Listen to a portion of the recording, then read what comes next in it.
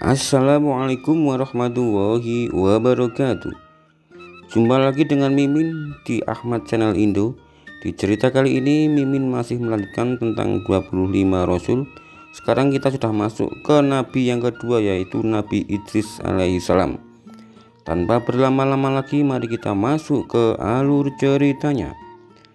Kisah Nabi Idris alaihissalam yang patut diteladani.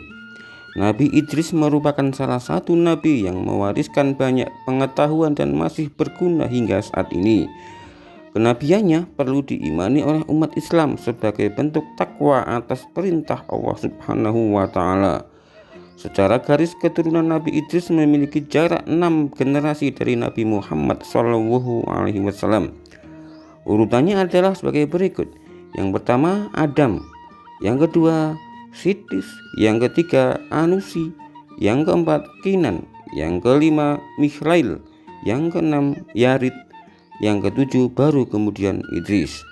Nabi Idris berasal dari kata darasa yang berarti belajar, sebab Nabi Idris dikenal sebagai sosok yang sangat senang belajar dan suka mengaji fenomena alam semesta. Nabi Idris juga dikenal dengan nama Ahnuh bin Yarid. Dia dilahirkan dari seorang perempuan bernama Iklimah. Selama 345 tahun Nabi Idris hidup di dunia. Dia diutus oleh Allah Subhanahu wa Ta'ala untuk berdakwah di Irak kuno, Babilonia, dan Mesir, Memphis. Berikut kisah Nabi Idris selengkapnya. Nabi Idris adalah manusia pertama yang menerima wahyu lewat malaikat Jibril ketika dirinya menginjak usia 82 tahun. Silsilah Nabi Idris merupakan keturunan Adam yang pertama kali menerima wahyu dari Allah Subhanahu wa Ta'ala setelah Adam dan Sitis. Hal itu tertera dalam Al-Quran surat Maryam ayat 56 sampai 57. Dan ceritakanlah hai Muhammad kepada mereka kisah Idris yang tersebut di dalam Al-Quran. Sesungguhnya ia adalah seorang yang sangat membenarkan dan seorang nabi, dan kami telah mengangkatnya ke martabat yang tinggi. Namun demikian, ada beberapa perbedaan pendapat mengenai riwayat Nabi Idris, apakah dia hidup sebelum Nabi Nuh ataukah sesudahnya. Ilmuwan seperti Ibnu Katsir, At-Tabari, Ibnu Ishaq, Ibnu Jarir, Asy-Syaukani hingga Asy-Syuuti menjelaskan bahwa Nabi Idris hidup sebelum Nabi Nuh. Hal itu berdasarkan nasab bahwa nama asli Nabi Idris adalah Qanuh yang merupakan nenek moyang Nabi Nuh. Hal itu juga diperkuat dengan Quran surat Maryam ayat 58. Mereka itulah orang-orang yang Allah telah beri nikmat, yaitu kalangan para nabi dari keturunan Adam, dan dari orang yang kami angkat bersama Nuh dari keturunan Ibrahim dan Israel, dan dari orang-orang yang kami beri petunjuk, dan telah kami pilih. Apabila dibacakan ayat-ayat Allah yang Maha Pemurah kepada mereka, maka mereka menyangka dengan bersujud dan menangis. Ayat tersebut mengisahkan silsilah keturunan Nabi Idris termasuk keturunan Nabi Adam tidak ikut bersama Nabi Nuh dalam perahu. Dengan demikian Nabi Idris urutannya sebelum Nabi Nuh. Nabi Idris berdakwah di Babilonia hingga Mesir. Pada mulanya Nabi Idris diutus oleh Allah Subhanahu wa Ta'ala untuk menyebarkan agama di Babilonia, Irak kuno. Nabi Idris sendiri merupakan sosok yang rajin beribadah dan beramal soleh seperti halnya yang diceritakan dalam buku Nabi Idris.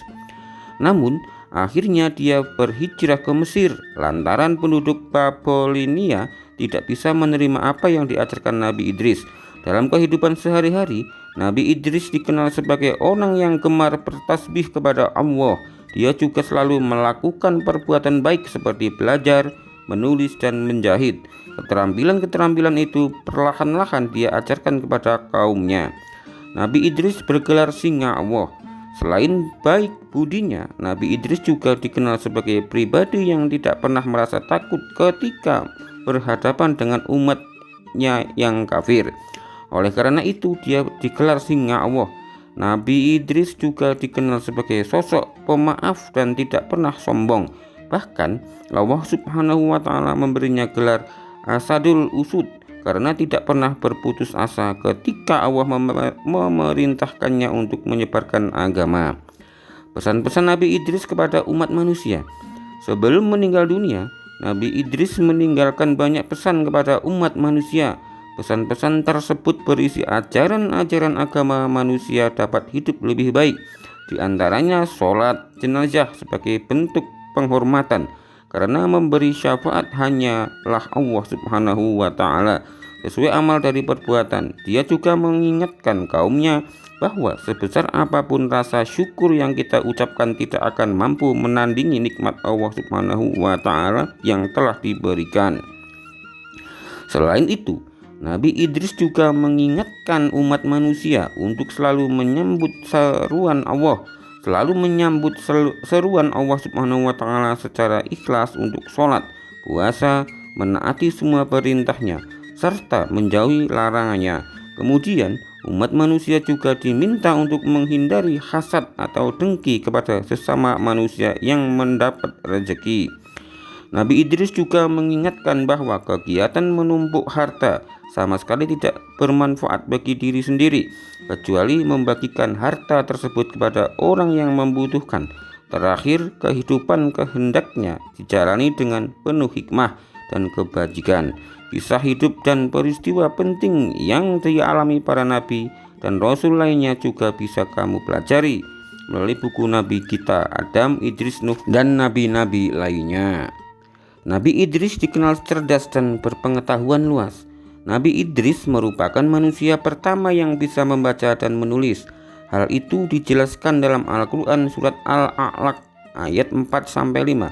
Surat tersebut mengisahkan Nabi Idris adalah manusia pertama yang mengajarkan cara menulis dan membaca kepada umat manusia.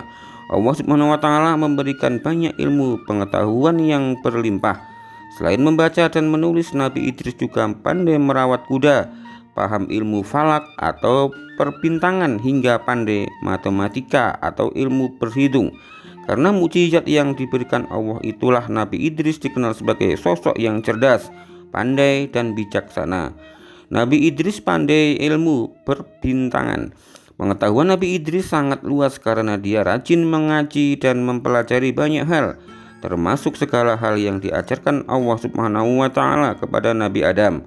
Selain itu, Nabi Idris juga sangat tertarik dengan fenomena alam yang terjadi di muka bumi.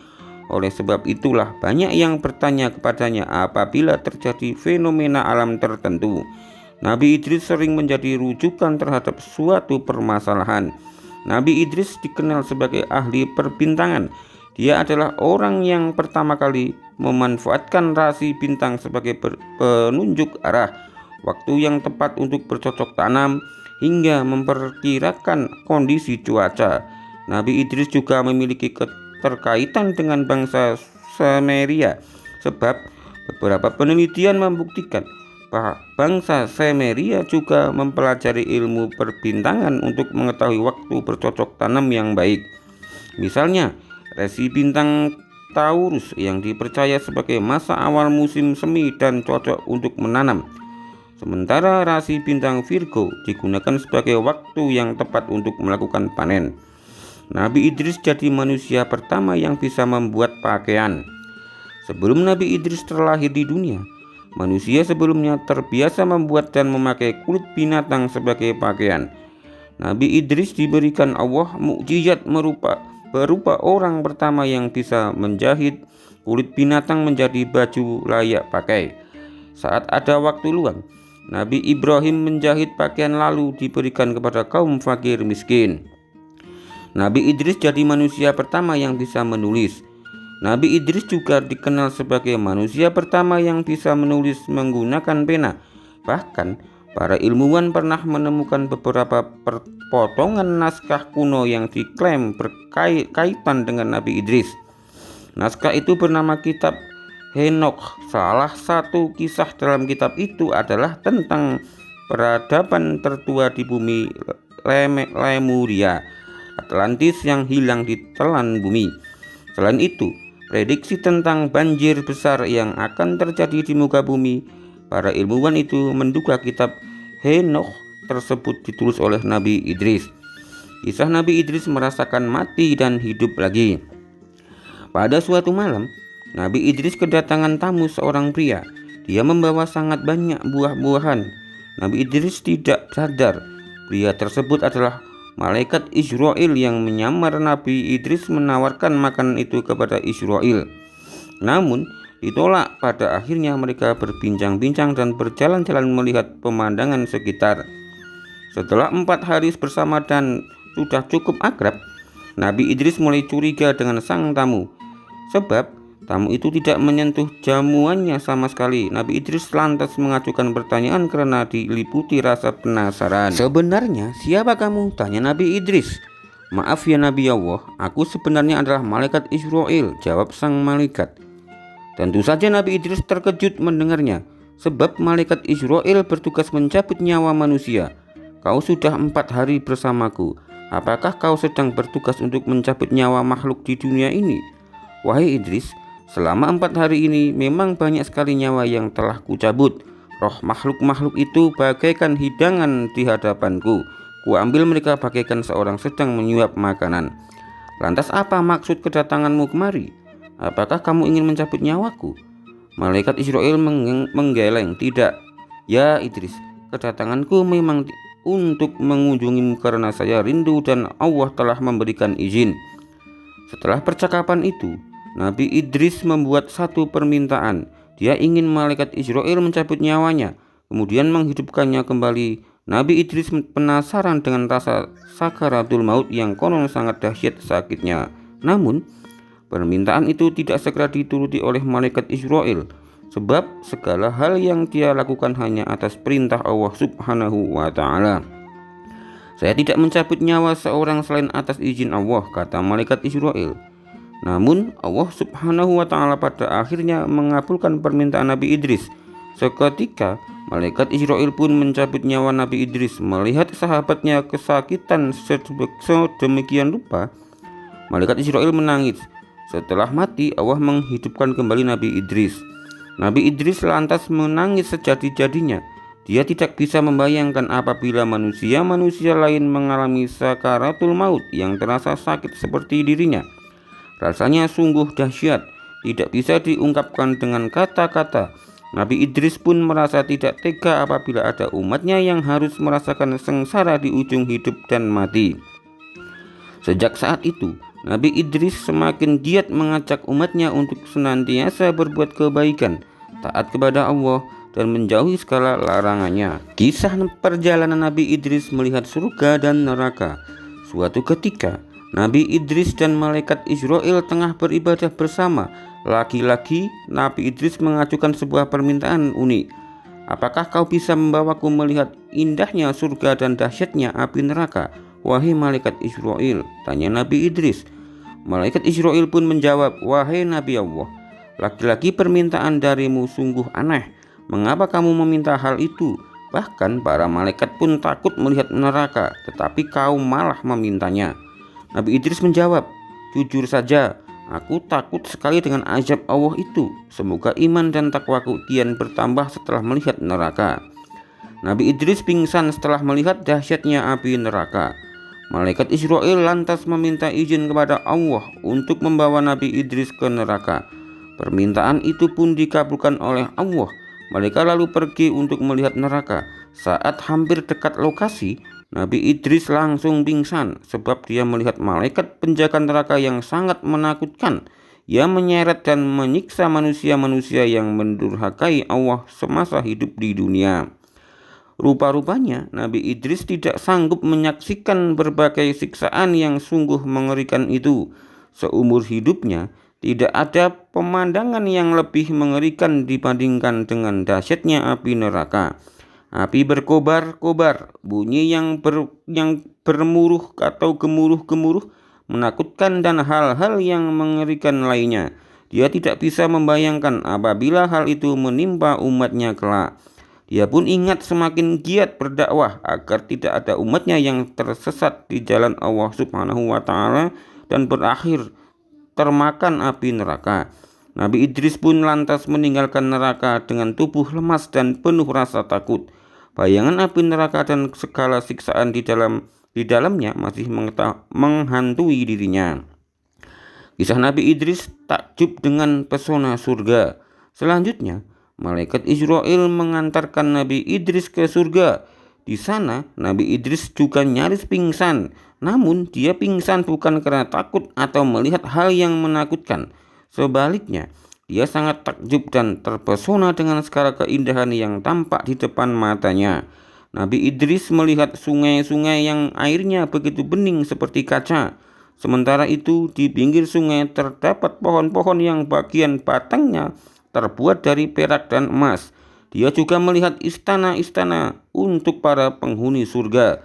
Sepanjang mata memandang ada pohon yang menghasilkan buah-buahan yang begitu segar, namun dan harum, ranum dan harum. Setelah puas berkeliling, malaikat Israel mengajak Nabi Idris pulang ke bumi. Namun, Nabi Idris enggan pulang. Dia terlena dan ingin tetap berada di surga.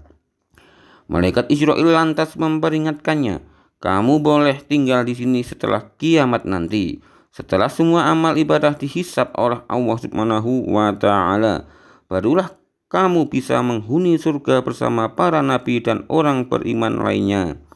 Nabi Idris pun mengangguk, "Aku akan terus beribadah kepada Allah Subhanahu wa Ta'ala hingga hari kiamat tiba."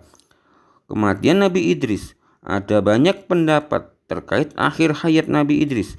Dalam tafsir Ibnu Katsir dituliskan pendapat Ibnu Jarir tentang Ka'ab yang menceritakan proses kematian Nabi Idris. Ka'ab berkata, Allah Subhanahu wa Ta'ala telah mewahyukan kepada Idris akan mengangkat amal bagi Idris setiap harinya sebanding dengan semua amal anak-anak Adam. Kemudian datanglah seorang malaikat kepadanya. Idris lantas meminta agar ajalnya ditangguhkan.